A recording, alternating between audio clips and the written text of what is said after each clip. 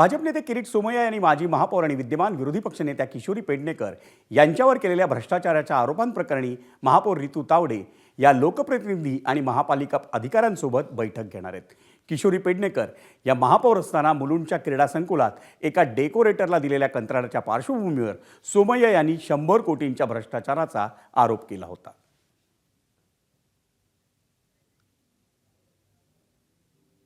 जे ललित अकादमी सेंटर आहे आणि शहाजीराजे अंधेरीचं त्या ठिकाणी जवळपास 15 वर्षापर्यंत एका कंत्राटदाराला पूर्ण ते कॉन्ट्रॅक्ट दिलेलं आहे, मेघा काहीतरी इंजिनिअरिंग। तर हे जर झालं असेल तर चुकीची उद्या कालिदास संकुलमध्ये माझी ह्या संदर्भात मीटिंग आहे। स्थानिक माजी खासदार, आमदार, तिकडचे लोकप्रतिनिधी सगळ्यांना मी त्या ठिकाणी बोलवलेलं आहे। त्या ठिकाणी जी कमिटी काम करते कालिदासमध्ये तीही त्या इथे असेल आणि याची सखोल चौकशी केली जाणार।